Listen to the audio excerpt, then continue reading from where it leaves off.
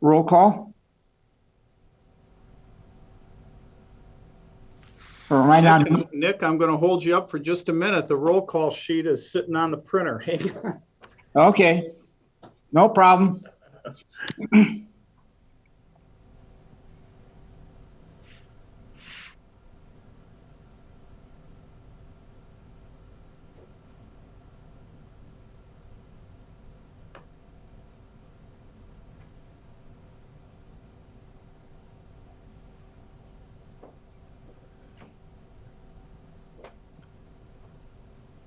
We are ready for roll call. Knight. Here. Alt. Here. Genzik. Nichols. Here. Bontrager. Pavilio. Here. And Walkley. Okay, we have a quorum, so we can continue the meeting. Approval of the agenda. I'll make the motion. We approve the agenda as presented. And a second. Second. Okay. Mike? Alt. Yes. Nichols. Yes. Pavilio. Yes. Knight. Yes. Okay. All set there. Okay. Approvals of meetings of March 18th, 2021. Addition or deletions or motion? It's the minutes from March 18th. Yeah. Oh, did I? Oh, that's okay. Okay. No, that's fine. Yeah. I move we accept the minutes as presented. Do I have a second? I'll second it. Okay. Okay, Mike? Knight. Yes. Nichols. Yes. Alt. Yes. Pavilio. Yes. We're there. Okay, the next part is yours, up to you. Okay, John, would you please put up the slide with the GIS aerial that everybody should have in their packet?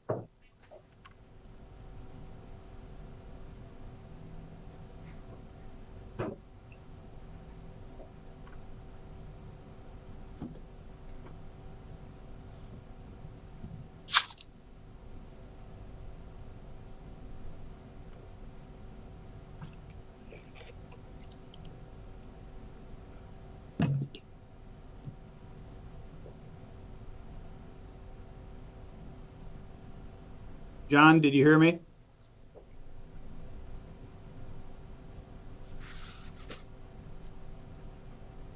Yeah, I'm not seeing it on my screen. Okay.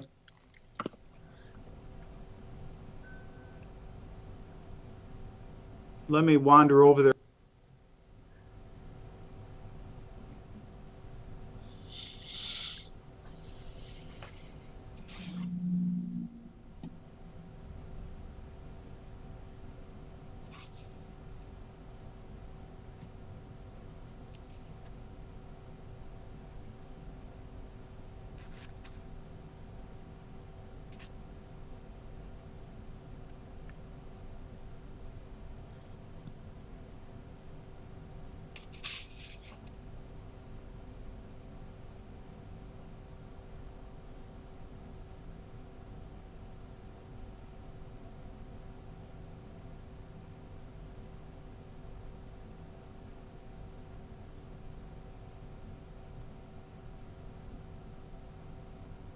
In your packets, everyone, I put together, there we go, put together this GIS. The two applicants tonight are very similar in their proximity to each other. They're basically across the street from each other, and you can see both of them have very, very large parcels. So just wanted to make sure everybody understood the correlation of the two properties with respect to each other.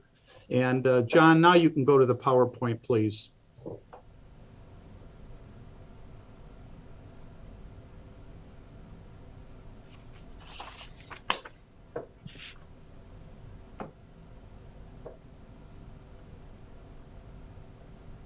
Okay, what we've got here is the first one is Jim and James and Emily Stang. They live at 908 Cardinal Drive.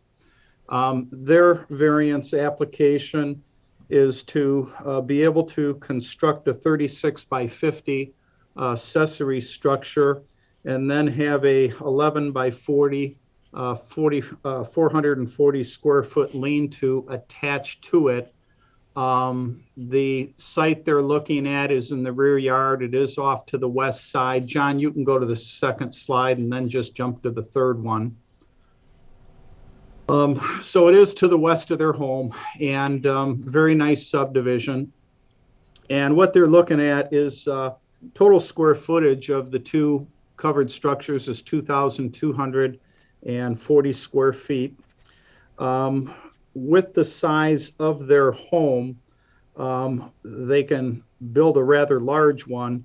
So what they're actually asking for is a variance of 726 square foot.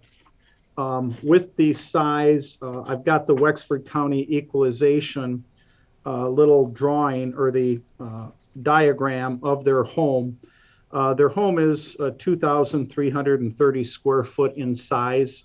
They can build up to 1,514 square feet. They can have that size of accessory structures combined on their property without needing a variance. They've currently got a smaller shed, smaller accessory building that is 10 by 16. When you subtract that, it gives them 1,354 square foot they could build. But if they remove that, they could put up a 1,514 square foot structure and not need a variance. So for one 2,240 square foot, they are requesting a 726 square foot variance. I'm going to quickly review the standards. The one from section 4669B2, and this is also from the Michigan Zoning Enabling Act, but it basically says the Zoning Board of Appeals may authorize a variance from the strict application of the provisions of the zoning ordinance, whereby reason of exceptional narrowness, shallowness, shape, or area of a specific piece of property at the time of enactment of the ordinance, or by reason of exceptional conditions of such property, the strict applications of the regulations enacted would result in peculiar or exceptional practical difficulties or an exceptional undue hardship upon the owner of the property. As in the case of the property, it is a rectangular shaped property. So there's nothing shape-wise about it that would, there's nothing there. It's not a triangular shape or an odd shaped lot. John, the next slide, please. We also want to review it from the standards in section 4669.4, which we're all familiar with the 5 standards. In your staff report, which the applicant also got a copy, basically the first one is the requested variance will not impair an adequate supply of light or air to the adjacent property. This variance request would not in any way, shape, or form impair the supply of light or air to adjacent properties. The requested variance will not unreasonably increase congestion in public streets. We don't feel that would be the case. This should not impact traffic volume at all. The third standard, the requested variance will not increase the danger of fire or endanger the public safety. We certainly don't feel that the variance would do that. It would not increase the fire, increase the danger of fire or public safety. Obviously, anything has to be built to the building code. The requested variance will not unreasonably diminish or impair established property values within the surrounding area. Again, we certainly don't feel that the variance would affect established property values in the area. It certainly would increase the property value of this particular site. The last standard, the requested variance will not impair the public health, safety, comfort, morals, or welfare of the inhabitants of the city. Again, we don't feel this in any way would impair the public health, safety, comfort, morals, or welfare of the inhabitants of the city of Cadillac. John, the next slide, please. We did put public notices in the Cadillac News more than 15 days prior to the hearing date. We also mailed them to property owners within 300 feet of the subject site. They were given first-class mail. We had one which we got corrected. Basically, they no longer use a P.O. box.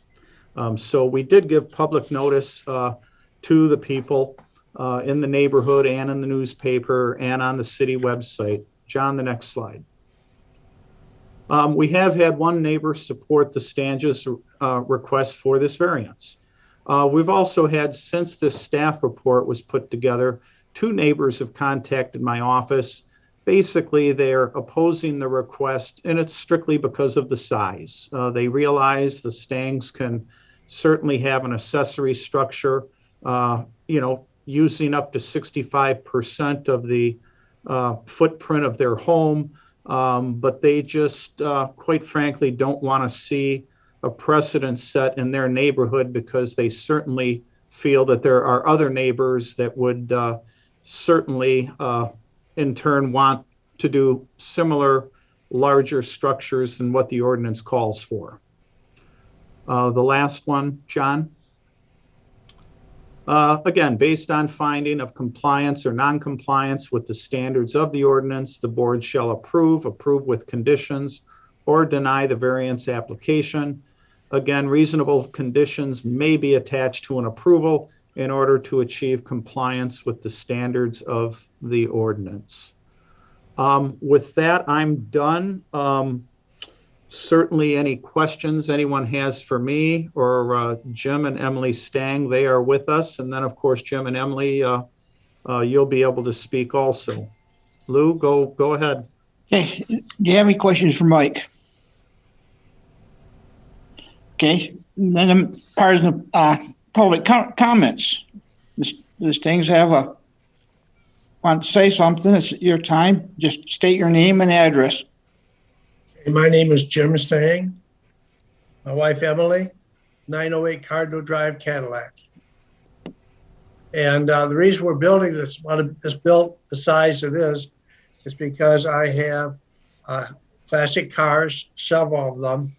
And right now they're stored in the basement of a barn that's probably fall down. But I have a 65 Mustang, I got a 66 T-Bird, I got a 27 T, I got a 53 Ford, I got a 59 Edsel, and an 81 Cadillac.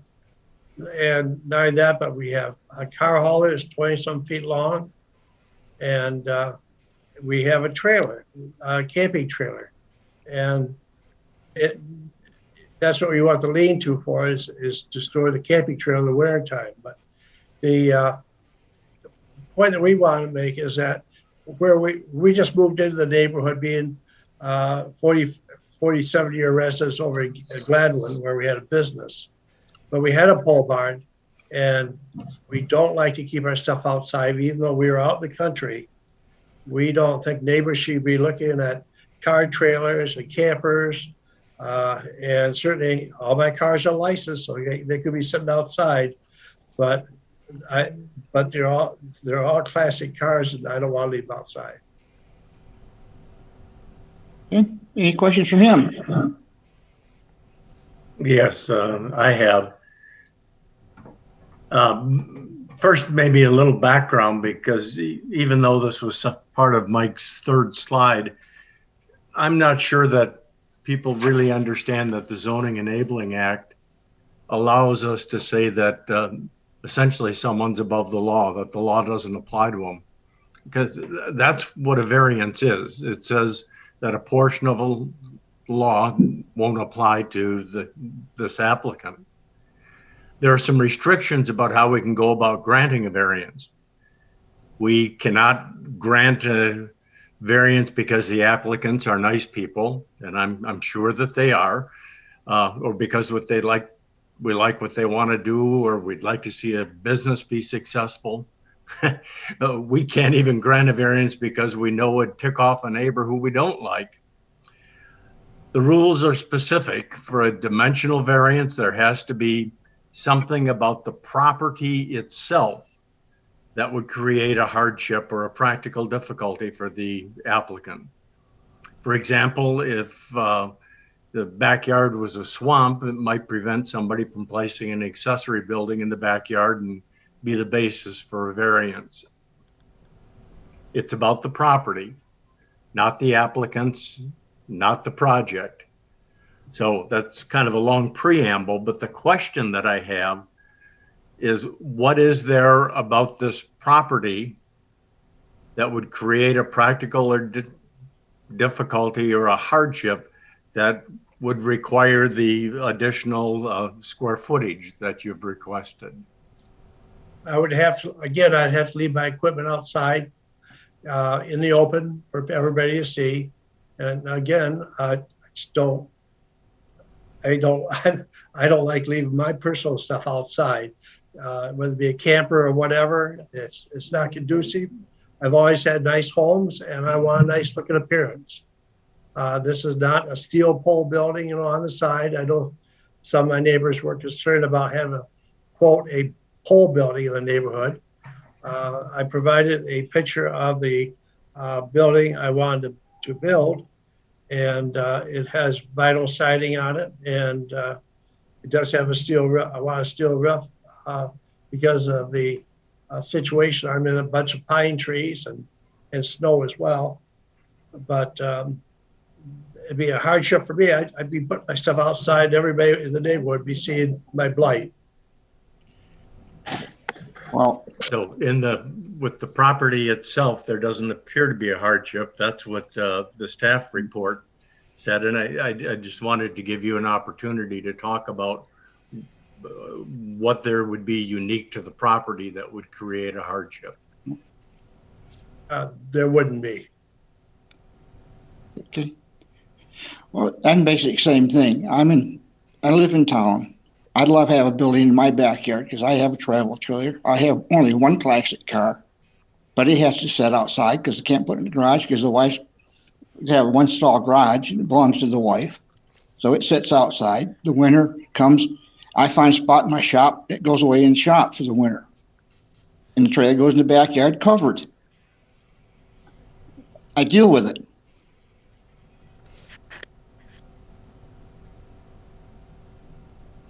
Do we have a motion or more questions? Except I might say that I'm not dealing with one car, as you know. Yeah. Yeah. But I'm basically same thing. I would love to have it sitting in a barn like that, but I can't because I have an acre lot, maybe not as big as yours. I could put a nice building out there for it all, but I can't because it wouldn't fit the ordinance. Yes, I agree. But if this house was larger, there'd be no problem at all. I mean, basically right. using 11% of the square footage of that lot. That's right. That's how the zoning laws are written to the house size, not to the lot size.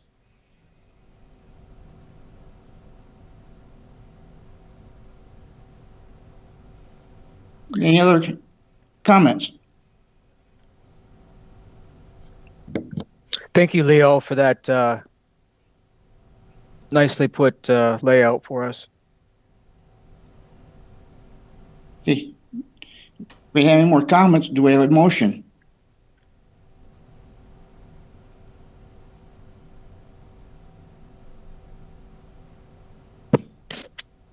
May I ask, you stipulated in your motion what size building I can build, up to what size? In the motion, it'll be just strictly if we let you go the extra 700 plus feet or not. The ordinance says what size you can have.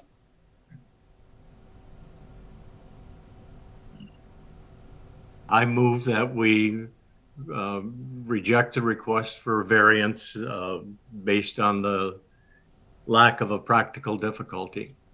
I'll second it. Okay, Mike?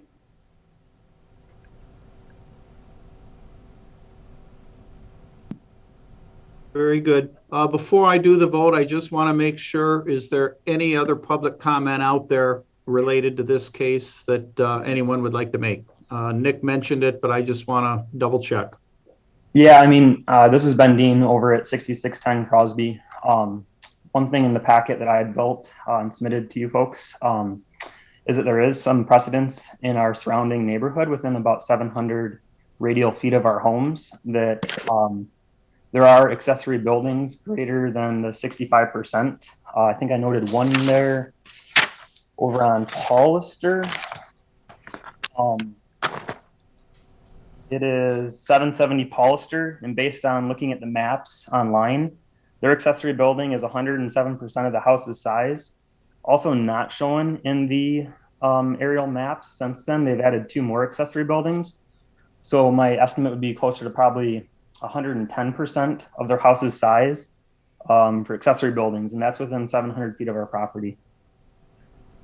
There is I can answer that. I've been on this board for almost 30 years, and neither one of them came in front of the board for a variance. I can tell you that right now.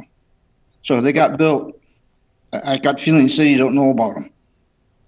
Okay, so is that still considered precedence though? No, we look at each case individually Individually. and base our decision on that. And if they're not coded, not, city don't know about them, we don't know about them. Okay. I guess my only other question would be, how about 915 Scott, which is right behind my house, and my neighbor is directly behind me.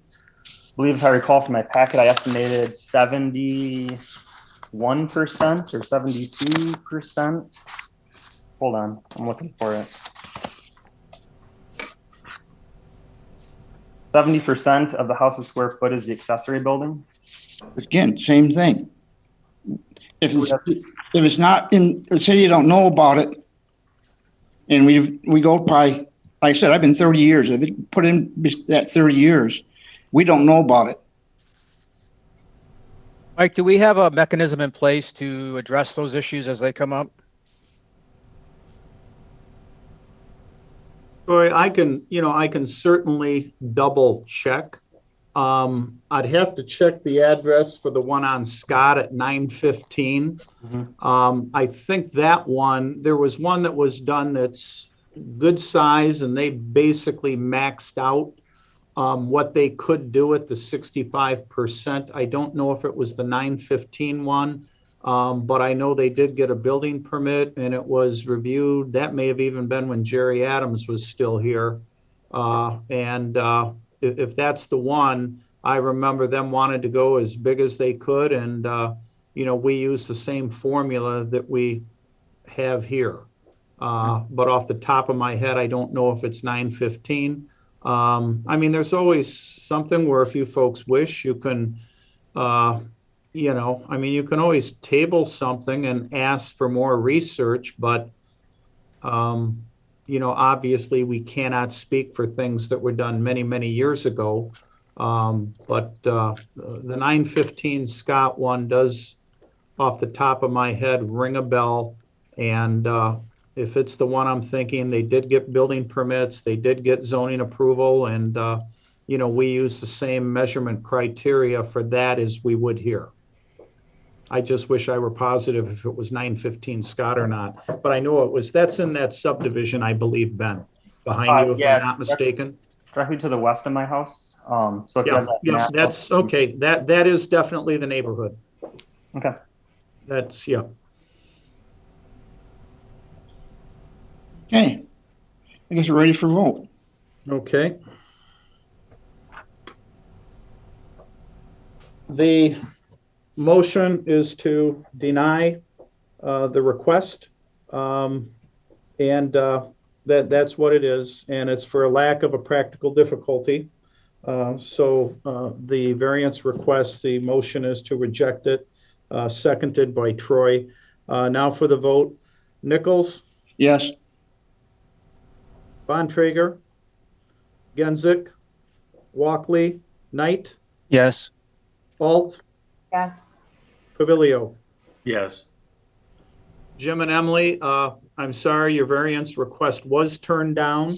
But again, you can have up to 1,514 square feet of accessory buildings at your home site without the need of a variance.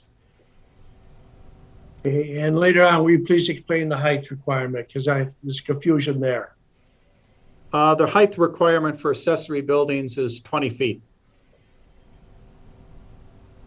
From the top of the tip, I point. believe so, yes. from road or from the base? Oh, it would be from the level base. Okay. You know, if it's on a slope, Jim, then we would calculate it kind of like at the midpoint at the base. Hey, Jim, there's a calculation in there. So it's 20 feet high. The walls count foot for foot. A roof counts half per foot. Yeah, it's in the zoning ordinance. It's spelled out in the ordinance, yes. Okay, because it'll have to be a very tall building. Our neighbors may not like the tall building now. Right, But- right. Well, you can It's always gonna come be back tall- for a variance tall for height. long. Pardon? You can always come back for a variance for the height. No, it'll be tall. It'll be tall. They're not gonna like that. But with a lean-to on it, it'll make it look like it's not so tall and Okay. look more modern, you know? Okay, thank you, to the board, for the time. Thank you. Okay. Well, Don, would you go to the next slide, please? The next case is one similar. It's Ben and Jenna Dean. They live across the street. They have an address that says Crosby Road, but their driveway and so forth is off of Cardinal Drive. And based on that's where the driveway is, that's usually how we consider what the front yard, rear yard is. John, would you go to the next slide, please? We've got their home. It's a beautiful home. They too have a large home. They also have a large home. Mhm. And so what they're asking for is, again, they're asking for a structure that would be 1,920 square feet in size. It's a 32 by 60 foot structure. In their case, the 65% of the main floor area would allow them to build a structure up to 1,462 square feet in size and not need a variance. So what they are asking for is a variance for 458 square feet for them to be able to build a structure the size of the 32 by 60 feet. Again, cases are similar. Locations are similar. They, like the Stangs, have a very large parcel. It's a very, very large parcel. John, would you go through the next slide, please? Again, we are going to go through what's in our ordinance in the Zoning Enabling Act, which is that the Zoning Board of Appeals may authorize a variance from the strict application of the provisions of the zoning ordinance, where by reason of exceptional narrowness, shallowness, shape, or area of a specific piece of property at the time of enactment of the ordinance, or by reason of exceptional conditions of such property, the strict application of the regulations enacted would result in peculiar or exceptional practical difficulties to, or exceptional undue hardship upon the owner of such property. Again, the shape of this particular parcel is also rectangular. John, the next slide, please. The review standards that again are in our ordinance and the Michigan Zoning Enabling Act. The requested variance will not impair an adequate supply of light, air to the adjacent properties. We certainly do not feel that what they would want to construct would in any way impair supply of light and air to adjacent properties. The requested variance will not unreasonably increase congestion in public streets. Again, we don't see how what the building they want to build is not going to affect traffic volumes on their street. The third standard, the requested variance will not increase the danger of fire or endanger public safety. We certainly do not see where that could occur because, again, everything would have to be built to code. The next standard, the requested variance will not unreasonably diminish or impair established property values within the surrounding area. We certainly don't feel it would diminish neighboring property values it certainly would increase the property value of Ben and Jenna Dean's property. And the last standard is the requested variance will not impair the public health, safety, comfort, morals, or welfare of the inhabitants of the city. And we certainly do not feel it's going to impair public health, safety, comfort, morals, or welfare of the inhabitants of the city. John, the next slide, please. Again, public notices were placed in the newspaper and mailed to property owners within 500 feet of the subject site. This was all done via first-class mail. The next slide, John. Again, we have had a neighbor support the dean's request, and the same two neighbors that contacted my office, certainly they're opposing it just because of the size. They certainly understand the deans can build an accessory structure. They understand the 65% of the footprint of the home. They have no issues there. They're just opposing the size in excess of the ordinance, partly because they feel that it'll just kind of encourage other neighbors in their immediate subdivision to come to the Zoning Board of Appeals and want to do the same thing, and they just don't want a lot of large accessory structures in their neighborhood. The next slide, John. Again, the board action based on a finding of compliance or non-compliance with the standards of the ordinance, the board shall approve with conditions, or deny the variance application. Reasonable conditions may be attached to an approval in order to achieve compliance with the standards of the ordinance. Leo, I'm going to turn it back to you, please.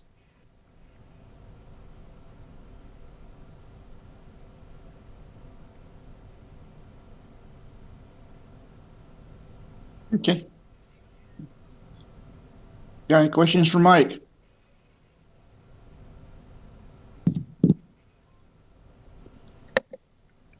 We on?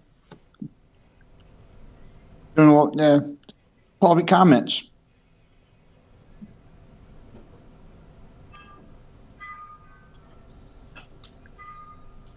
Can you hear me? I can hear you. Okay. Public comments. Just state your name and address. If you have any comments.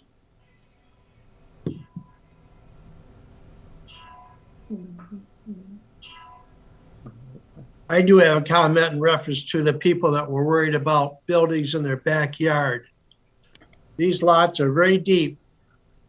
And personally, I'm looking at the lots right around me. Every one of my neighbors could build a pole barn in their backyard and nobody would see it from their front yard. It just so happens, I know it's already been denied, but they can see both Ben's and my buildings that we propose from the road, because we have lots that are on the side road. They could build, every one of these people could build a pole barn behind their house, and it could be huge if you want to let them, and nobody would see them. It just so happens our lots are long and on a long street. Well, I got a comment to that. We're not basing our findings on that. We're basing it strictly on what zoning law says. 65% of your house, nothing else. If they come in and want to exceed it, they'd hear the same answer from us.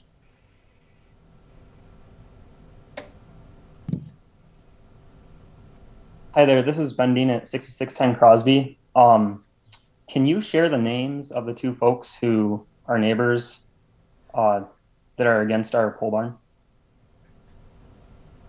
I can't. I don't know who they are. I have no idea. Mike, is that something you can share? Ben, here's what I would like to do. I actually sent email to the city attorney. Okay. They would rather be anonymous, and if the attorney says yes, share it because you're asking for it, I will do it immediately. Okay, yeah, I feel like that's a freedom of information. Yeah, that was actually a discussion John Wallace and I had this morning, and I sent an email to the attorney just to double check there's a lot of things, for example, when people complain about a neighbor, particularly with blight, and they want to be anonymous, we allow them to be anonymous because Sure.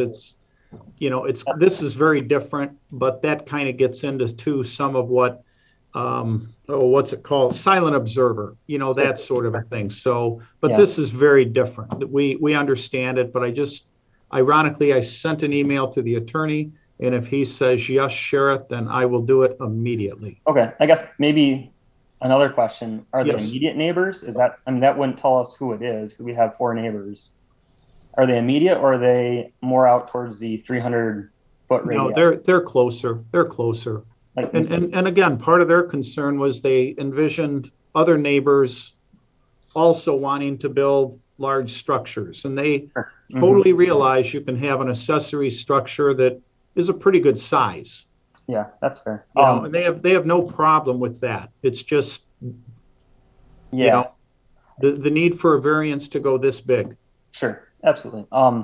I guess I am curious, just throwing it out there. So the 770 Polster I referenced, it was built illegally. I would imagine they would come back to the board with a hardship that they can't tear it down because it costs money, and it may or may not be approved based on that. And so that's been precedent, I would say, for many, many years based on the age of the building. What am I trying to say? I guess I'm trying to say, in a way, I know it's illegal, but the city has allowed it to go on for probably 20, 25 years based on the looks of it. That building may have been put up before the ordinance was updated and the 65% rule came in. Mm-hmm. It literally may have been built before then. Fair. Yep. But, How long has it been taxed? How long has it been on a tax roll, though? You're willing to take the money for a larger facility? taxing's through the county, so you'd have to, and actually the 2 addresses you've given me, Ben, I'm curious. So what I'm going to do is I'm going to get with Wexford County Equalization, and I want to get a copy of the same floor plan that I have for yours and Jim's home, and then see what they're showing for the size of the accessory structure. I'm curious. I'm very curious. Yeah. So I'm going to actually get both that footprint on the Paulister Street one and the Scott Street one, because I'm curious. I'm very, very curious. Yeah, I guess I'd be, I have a question on conditions for our pole barn, because I think I kind of see where we're going. Right. I would ask that the board considers the findings on those pole barns after this meeting, and potentially comes back and works with us based on precedents of those buildings being accepted as is and being oversized. You can come back before, if they turn it down, you can come back if you have something new to present. But one thing you've got to remember is, for example, Jim's home. It is in the Eastern Hills subdivision plat. That plat has covenants. Both the Paulister address and the Scott address are not in that plat. Yeah, I think we're outside that. And again, ironically, your home being across the street from Jim's, your home is not in that plat also. Yeah, just like so there's a combination of things. But you've actually got my curiosity up, and yeah. Yeah, I'd be really curious to hear the outcomes of those and considerations after the fact, for sure. And Mike, in the same response to your plat that I'm in, that is an association or whatever you want to call it. Their rules and regulations they have not met since 1974. So you look at almost 46 years, and they have never met. And so therefore, technically, legally, that situation, they're all void now, because they have not been meeting. They haven't been filing their papers for the state yearly like they're supposed to, and they don't have election of officers every year. Yeah. Yep. So another comment from Jen and I know, Leo, you asked about hardships. With a smaller pole barn and us wanting to store items in there, if it's not larger as we're requesting, we would have to buy multiple car lifts to put the items in there. And so the hardship is buying more expensive equipment to store the same amount. Yeah, that's building. That goes back to mine. I have to put mine in my workshop over the winter. To us, that's not a hardship because you have Yeah. too many items. Could the board please provide an example of a hardship based on for a size variance, please? Sure. I can answer that, and I'd like to. For example, on Whaley Street, not far from where you live, there were variances granted on some properties there, and the reason was twofold. One, the parcels were not rectangular in shape, so they were wider at one end than they were at the other end.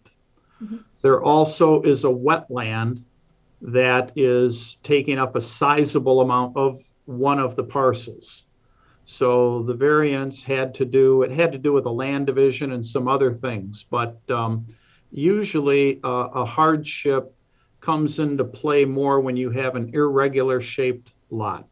Yeah, I guess to elaborate more though, over the 65% rule, what would be an example of a hardship to go over 65%? Off the top of my head, I can't think of any. Okay, because I guess for that. Yeah, so I've read through the articles and all that a couple times pondering this subject. And when I think of 65%, that number just didn't fall out of thin air. Somebody thought of it, right? We just didn't say, 65% Cadillac, you're good to go.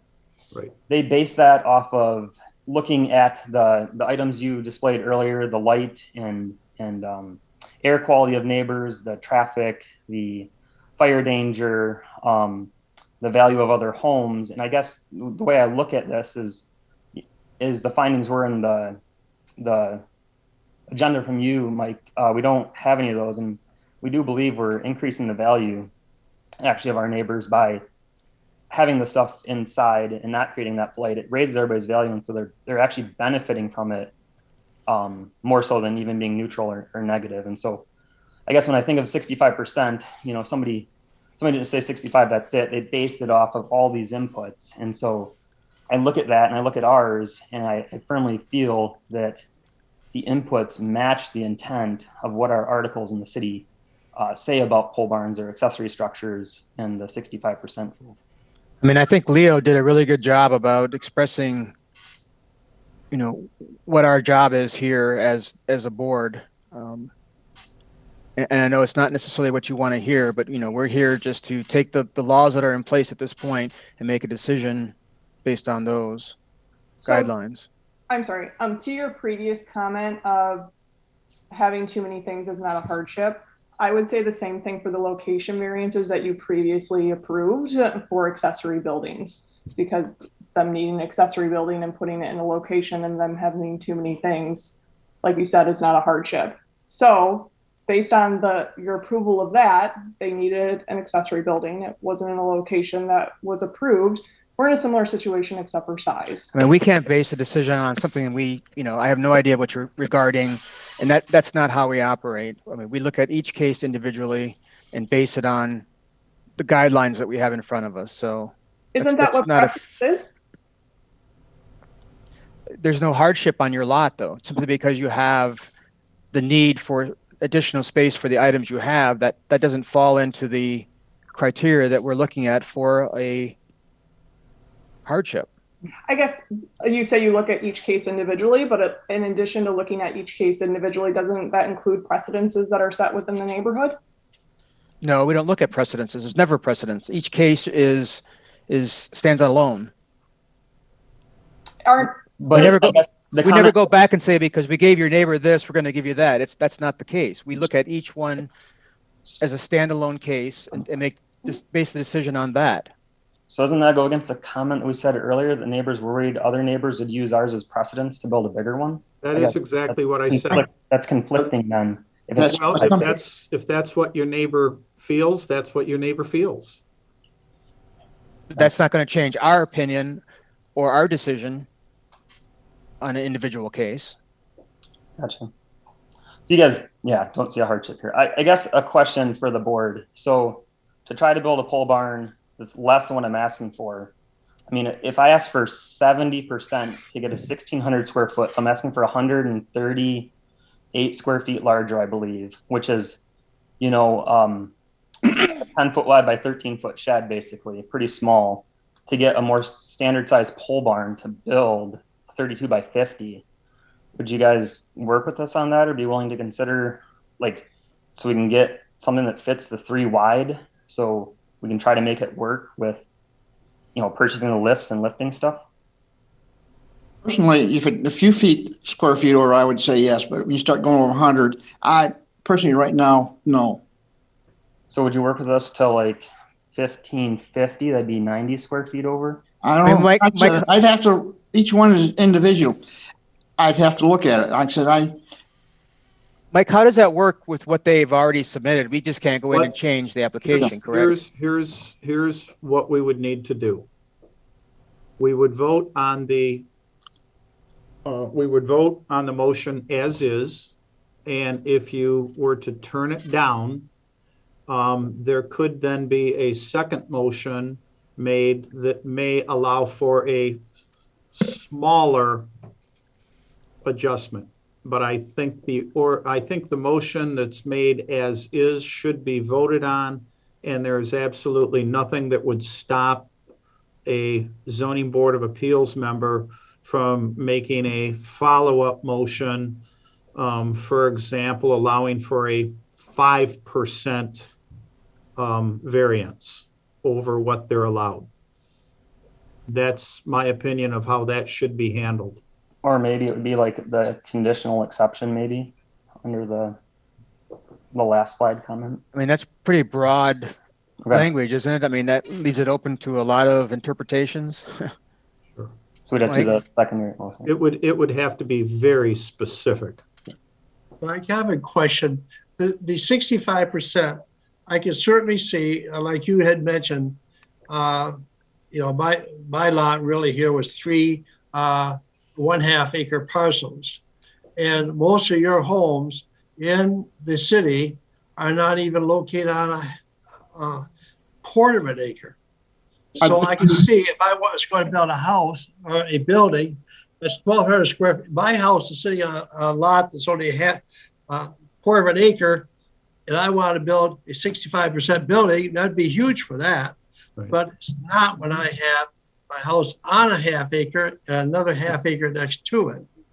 Jim, it's unrelated in the sense that I want to get back to the motion as is, but it's unrelated in the sense that we have many people with small lots in the city that cannot do what you're referencing because there are other things in the ordinance with accessory buildings, for example, they cannot take up more than 25% of a rear yard.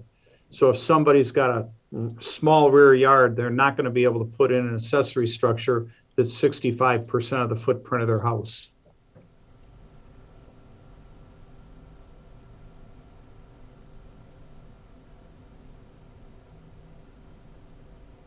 So it sounds like we're going to motion soon. I guess I would ask if any of the board members would be willing to do that secondary motion, if we can do that after the first. we'll find out after we vote. Yep. Leo, is it okay for me to take the vote on the original motion? Or not Leo, Nick. I apologize. Leo, you're muted.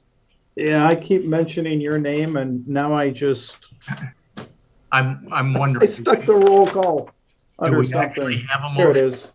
Okay, the motion is, the motion, bear with me. We had motion for this one. Oh, we have not? I thought we did. I'm sorry. I apologize. I don't think so. Help me, gang. This whole thing is, okay, do we have a motion? This is in the R1 zoning, and it's the most protected area that we have. I move that we deny the request for a variance because of a lack of practical difficulty. Okay, do you have a second? I'll second it. Okay, Mike, your turn now. Bontrager, Pavilio, Yes. Knight, Yes. Alt, Yes. Nichols, Yes. Walkley, Genzik. Further discussion on this topic with Nick, if you would like, with reference to what Ben was talking about. I'm open to it, motion, one way or the other. Mike, does something need to be put in writing, brought back to us, or, I mean, this is just sort of like just tossing a can in the parking lot and kicking it. I think, well, I'm going to go back to, I'm going to go to the staff report. And based on the equalization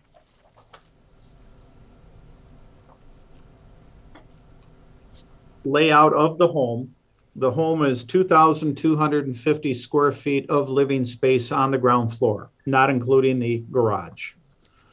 65% allows for 1,462.5 square feet of total accessory structures. If a motion were to be made, and Ben, we can have more public comment from you. It should be very, very specific as to a percentage or a number of square feet or something like that. Can you give me a moment just to calculate? Please do. And then they will discuss, and if one of them wants to make a motion one way or the other, they may. Mike, repeat those numbers again for us, please. The footprint of the home, living area of the footprint of the home, ground floor without the attached garage, is 2,250 square feet. And that's based on Wexford County Equalization's, their assessment card. Okay. 65% of that is 1,462.5 square feet. Thank you. So if you were to divide it by 30, let's say for a 3-stall garage,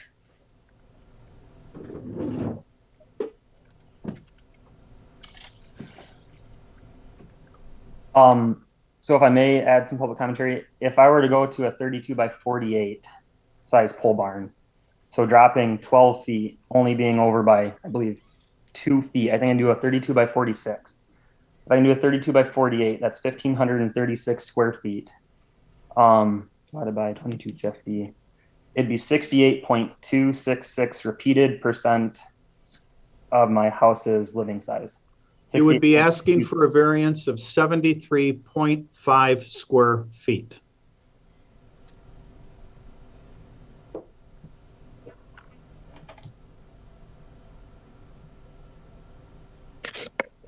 So again, it goes back to what is the hardship? Yeah, I guess I'm trying to make it wide enough to fit the 3 rows of vehicles in there so everything fits. I understand the hardship comment. I'll already be purchasing lifts to go up in there, but I know it sounds like that's not a hardship. So I'm just asking for a little something to try to fit everything we want to fit, and not leave that outside for neighbors to see the blight. So, Troy, I guess thoughts from you? I don't know. It's tough. I mean, I understand, but yeah, we all make sacrifices to make things fit into what we own, space-wise. So, yeah, I guess it's in my opinion, and this is my opinion only. I guess it's 3% I'm asking for. It seems quite small with how large the property is. Our house has a pretty big footprint in general, substantially more than what's just the living area. We have the finished garage. We have the overhangs that are probably outside that living area. So I just 3% I feel is negligible. It fits the needs, and it would be the 2 feet from the road on the barn. Doesn't seem like a human could be able to really perceive that from the road. Well, it comes back to my same base. I live in city. I live in a little over an acre lot in the city up in Marble Street. Same thing. I mean, my trailer sits out in the backyard the winter under a cover. Mm-hmm. I would love to have a building to put my car. Granted, I only have one Classic, but still, I'd love to park it in there out of the weather. I can't even add a second stall garage to my house because if I do that, I can't get to the backyard. So it can't sit there. The one solid garage we have is the wife's car goes in it. Mine sits outside 24/7. Yeah. The Classic in the summertime sits out 24/7. Sounds like a hardship to me. That is, but I within the regulations, I the think law.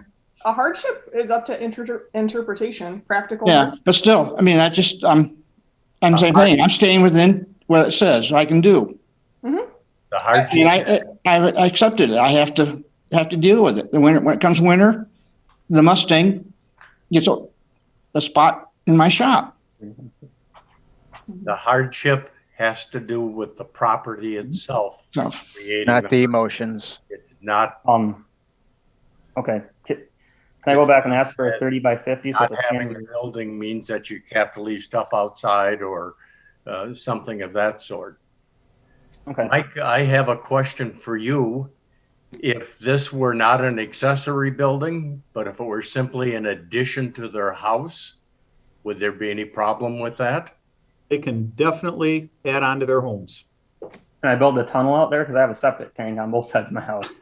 Yeah, so we actually do to the structure of our house, we can't easily. We'd have to tear up and redo the septics, or Yeah. one septic, I would say. So that'd be that hardship of Actually, adding on to the house. I would have assumed you were on city No. sewer. We're unique with how we were built in 75. So we actually have 2 septics and a well. So we can't actually add on to the house to the north for the garage. But to answer Leo's question, yes, you would be able to, both you and the Stangs would be able to add on to the physical structures of your home. For example, expand your garage, attach it. Yes, you would be able to do that. So would we consider the hardship that I can't add over my septic for the 32 by 48? Nope. How about a 30 by 50? We're talking 40 square feet, and that's a kit building right there. I think that's 66%, or within rounding error maybe, of how somebody measured the house back in the day.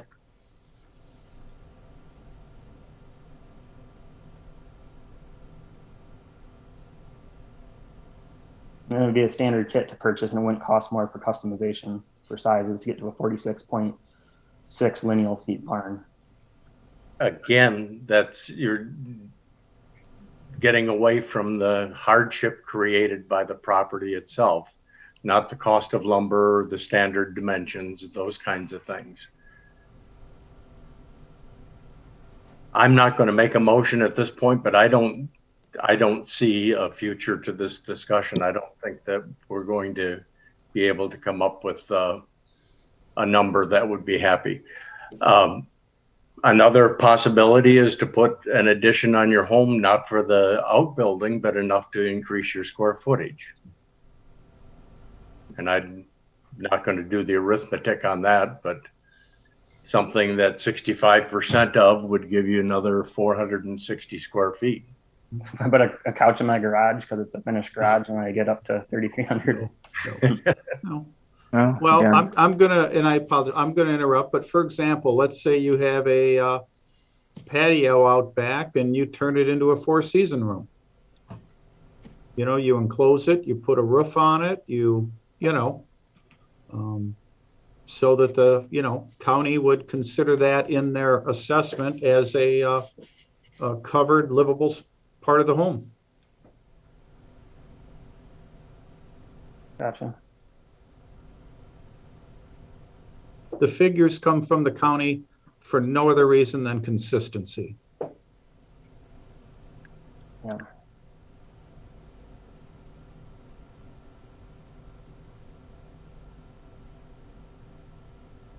Well, Nick, If we get a motion, since we got started, or we don't, well, we guess we'll table it. I don't Oh, that's- know if you would table it, but Now, call it quits for the night. Could we table it based on the 770 Polster finding, though? that would be their decision, but I would think that would, I'm gonna say table it based on that, no, because the ordinance reads 65% of your living space. The Polester thing, I don't believe will make a difference because, again, it may have been built prior to the last change in the ordinance. Yeah. If it was changed, if it was done prior to when the ordinance was updated, you could very well be right. I'm curious. I mean, I personally am very, very curious. I mean, that won't have any impact on a decision we make here. That will just be an impact on whether the city chooses to go after someone who's violated the zoning laws. Yeah. I used to be open and candid with the board. I struggle with it's not, then yeah. Yep. I guess I'll hold my comment.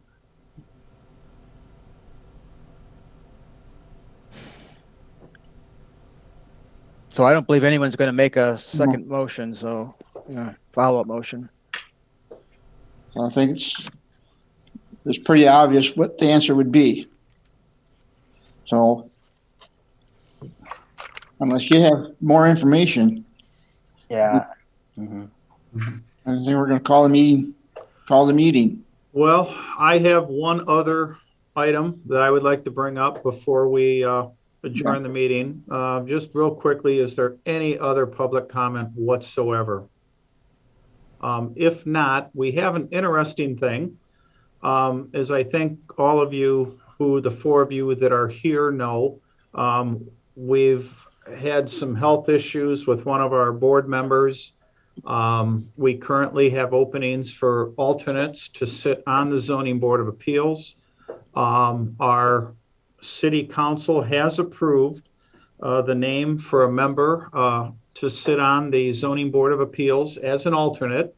That person is looking right at us. Ben Dean has been approved to sit on our Zoning Board of Appeals in the future as an alternate. Ben, welcome. I think I can speak for everybody here that, boy, it's not personal. It's none of this is when this group says no, it's not personal.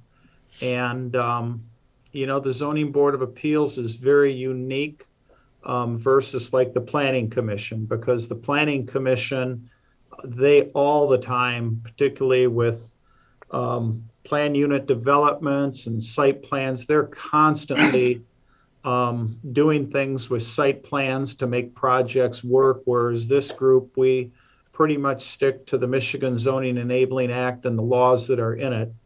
But welcome. You're obviously intuitive, doing your homework. You make great points, and I really think you're going to be a fabulous member on this Board of Appeals, because you've made some great points. But I feel bad because I knew this, and so. Yeah. But we really do appreciate you joining our board. We need smart, intuitive people to sit on this board, and thank you for doing it. And I think you're going to really find you like working with this group, because if nothing else, they're pretty consistent in how they look at things. Yeah, no, I look forward to bringing my engineering skills to the group. So. And your ideas will be welcome. Your thoughts and ideas will be welcome. Yeah. I gotta say sorry. What? Sorry. Oh. Good. Like a way to introduce yourself. So. Welcome, Ben. Yeah. Thank you. The group. Yep. Great. Very good, Ben. I've still got to get information to you, don't I, on the Michigan zoning? I'll get that to you. I'm buried right now, but I will get it to you. So. Yeah, and I'm curious on the two neighbors, if that can be shared. That'll be again, and I'll as soon as the attorney says yes, then I will let you know. Okay. Very good. Well, thanks, board, and thanks, Mike. Thanks, John. Okay. We'll talk to you guys soon. Any more public comments, I guess, with it? Then I guess, time to adjourn. Thank you, everyone. And have a great week and a wonderful Memorial weekend. The downtown hanging baskets should be hung this Sunday morning. Usually we do it around Memorial or just after because of weather, but we think we've got a stretch coming where we shouldn't have any frost issues. So we're going to get them put up a week earlier than normal this year. So Hopefully no frost. hopefully not. Yes, hopefully Yes, not. enough of that. Yeah. We need green. Troy, have you planted all your annuals yet? No, in fact, we're